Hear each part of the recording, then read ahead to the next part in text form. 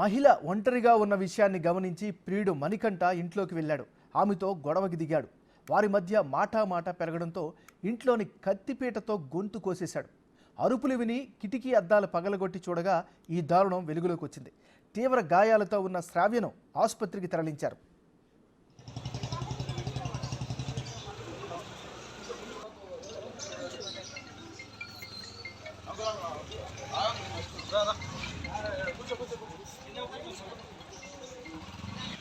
ఇంతకుముందు పెళ్ళి అయిపోయింది. పెళ్ళి అయిన తర్వాత విడాకులు అయినాయి. ఆయనతో ముస్లిం అబ్బాయితో ఒక పెళ్ళి అయింది. అది విడాకులు అయిపోయినాయి. అయిన తర్వాత మళ్ళీ వేరే అతను లవ్ చేసింది. అతను సడన్గా చేసి ఇప్పుడు ప్రేమ నిరాకరించింది. ఆమె నిరాకరించినందుకు అతను వచ్చి ఆమె ఎవరు లేదు, వాళ్ళ అమ్మ కూడా లేదు ఇంట్లో. వాళ్ళ అమ్మ జాబ్కి వెళ్ళింది. ఈమె ఒకతే ఉన్నది. ఈమె కూడా ఒక గంట అయితే ఆఫీస్కి వెళ్తాయి. అంత లోపల ఇతను వచ్చేసి డోర్ పెట్టేసి ఆమె కత్తిపీటతోటి ఆమె పైన కూర్చొని ఆమె కళ్ళ మీద పొడవడం, గొంతు కోయడం జరిగింది. ఆమె ఇప్పుడు ప్రస్తుతానికి హాస్పిటల్లో తీసుకెళ్ళి. ఇట్లా ఎన్ని గంటలకు జరిగింది? ఇంకా 9 గంటలకు జరిగింది. అంటే అరుపులు ఏమైనా వినిపించాయా? ఇంట్లో అరుపులు వినిపిస్తే మేమే వెళ్ళినాం. వెళ్ళి కిటికీ ఇరగొడితే అద్దం ఉండేది. ఆ గ్లాస్ బ్రేక్ చేసినాం. పోలీస్ వాళ్ళకి ఇన్ఫార్మ్ చేస్తే వాళ్ళు కూడా వచ్చారు. వచ్చే వల్ల ఆమె బై ఛాన్స్ ప్రాణాపాయంతో కొంచెం బతికింది. ఆమె ఇంకేం కాలేదు. ఆమె ప్రస్తుతానికి హాస్పిటల్ తీసుకెళ్ళి. ఇంతకుముందు పెళ్ళి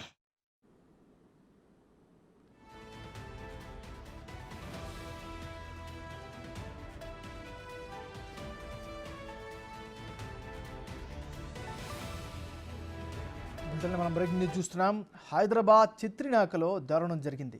ప్రేమించడం లేదని మహిళపై కత్తితో దాడి చేశాడు ప్రియుడు. ప్రియురాలి గొంతు కోసి పారిపోయేందుకు ప్రయత్నించడంతో స్థానికులు పట్టుకొని చితకబాదారు. ప్రస్తుతం మహిళ ఆరోగ్య పరిస్థితి విషమంగా ఉంది. నిందితుడిని అదుపులోకి తీసుకున్నారు. ఆ మహిళకు గతంలో ఒక వివాహం కూడా అయిందని స్థానికులు చెబుతున్నారు. అయితే ఆమె భర్త నుంచి దూరంగా ఉంటుంది. ఈ క్రమంలో మహిళపై ప్రియుడు దాడి చేశాడు.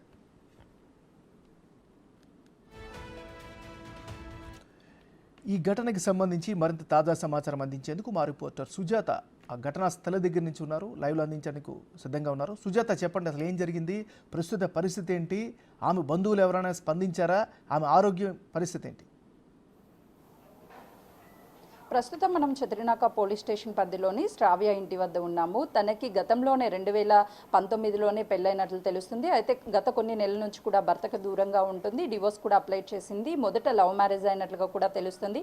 అయితే శ్రావ్య రోజులాగే అటు జిమ్కి వెళ్ళి ఇంటికి వచ్చినటువంటి టైంలో ముందుగానే మణికంఠ, వాళ్ళ బంధువు అయినటువంటి మణికంఠ గత కొన్ని నెలల నుంచి కూడా పెళ్లి చేసుకుందాము ఇద్దరిమి అని చెప్పేసి వేధిస్తున్నట్లు తెలుస్తుంది. అయితే తను పూర్తిగా రిజెక్ట్ చేసింది శ్రావ్య. రీసెంట్గానే వాళ్ళ కుటుంబ సభ్యులు కూడా, అంటే ఎందుకంటే శ్రావ్య తన తల్లితోనే నివాసం ఉంటుంది.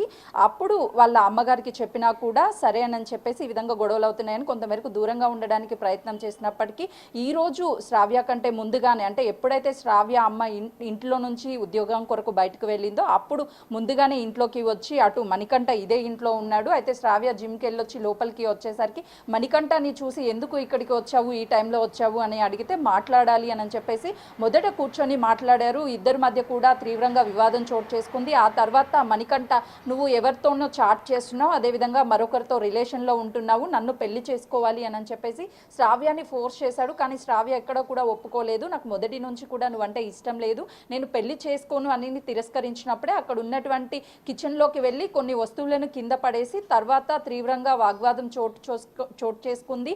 అక్కడ ఉన్నటువంటి కత్తిపీట ఏదైతే ఉంటుందో ఆ కత్తిపీటతో శ్రావ్య మీద దాడి చేయడానికి పూర్తిగా ప్రయత్నించినప్పుడు శ్రావ్య తప్పించుకోవడానికి ప్రయత్నం చేసినప్పటికీ కూడా ఎక్కడా కూడా వదలకుండా శ్రావ్య మీద కూర్చొని గొంతు మీద కత్తిపీట పెట్టి నువ్వు నన్ను పెళ్లి చేసుకోవాలి లేదంటే చంపేస్తాను అని చెప్తున్నప్పుడు శ్రావ్య గట్టిగా అరవడంతో అప్పుడే 9 గంటల ప్రాంతంలో ఇంటి యజమాని ఉద్యోగం జాబ్కి వెళ్తున్నటువంటి సమయంలో గట్టిగా అరుపులు వినిపించడంతో డోర్ కొట్టాడు. కానీ డోర్ నుంచి వింటుంటే కేవలం శబ్దాలే వినిపిస్తున్నాయి. అయితే వెంటనే ఇంటి యజమాని ఎవరైతే ఉన్నారో అతను ఇక్కడ ఉన్నటువంటి విండో ఏదైతే ఏదైతే ఇటు శ్రావ్య ఇంటికి సంబంధించినటువంటి విండో ఉందో విండో నుంచి చూసే ప్రయత్నం చేశాడు. ఎందుకంటే బిగ్ టీవీ స్క్రీన్ మీద ఎక్స్క్లూజివ్గా మనం చూపించవచ్చు. ఈ విండోలో నుంచి కానీ చూస్తే లోపల వ్యక్తులు ఎవరు కూడా మనకి కనిపించరు, కేవలం శబ్దాలు మాత్రమే వినిపిస్తున్నాయి.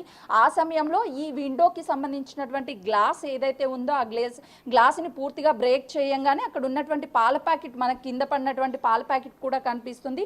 అప్పుడే అటు మణికంఠ అక్కడే ఉండి తన మీద దాడి చేయడానికి అటు కిచెన్ నుంచి